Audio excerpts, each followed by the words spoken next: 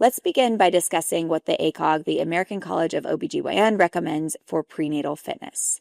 According to a paper in the American Journal of Obstetrics and Gynecology, examples of exercises that have been extensively studied and found to be safe and beneficial include walking, stationary cycling, aerobic exercises, dancing, resistance exercise, hydrotherapy, and water aerobics.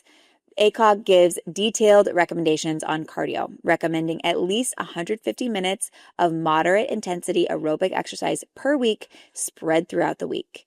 They provide intensity guidelines recommending that women aim for ratings of perceived exertion of 13 to 14 out of 20. So that's kind of somewhat hard on the Borg scale.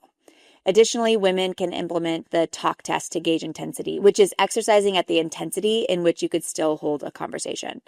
As far as higher intensity cardio like HIIT, ACOG suggests that if you were doing it prior to pregnancy, you can continue with it during pregnancy all the way up to the very end when you deliver or before you deliver. Can you add it if you weren't doing it before pregnancy? ACOG suggests that the upper limit of exercise intensity hasn't been established yet, but that it may be safe to start if you are progressing gradually. In other words, you would want to slowly ease into higher intensity work with really short sessions to start, maybe once a week, and gradually increasing frequency as you're feeling good. If you do want to add HIIT and you weren't doing it prior to pregnancy, this would be something that I would recommend doing with the guidance of a trained professional. I personally don't do HIIT during pregnancy. I'm more focused on moderate intensity cardio and strength training and will return to HIIT post-pregnancy for the VO2 max benefits or for the cardiovascular benefits. But right now, it's kind of on pause for me. What about resistance training? ACOG reports that strengthening the abdominals and back can minimize the risk of low back pain that is experienced by more than 60% of pregnant women. And there are many other benefits of strength training, such as improving insulin sensitivity and improving joint health. However, there's no information on intensity or dosage that is beneficial for strength training during pregnancy. Unlike the cardio recommendations, in which they give recommendations for intensity and dosage, the strength training guidelines are just not listed. One thing that they do mention is the guidelines for elite athletes. So they recommend elite athletes decrease resistance load compared with pregnant conditions. They also note that there's sparse literature on this topic, which likely leads to more conservative recommendations. So this recommendation for elite athletes to decrease load may only apply to a small percentage of the population who are regularly pushing their limitations in the pursuit of a sport or competition. This recommendation does not necessarily apply to non-elite athletes, which is most women.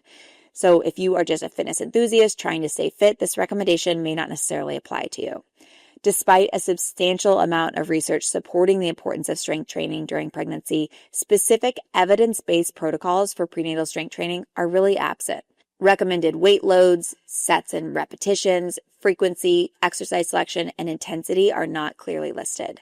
One recent paper attempted to provide more guidance around resistance training during pregnancy.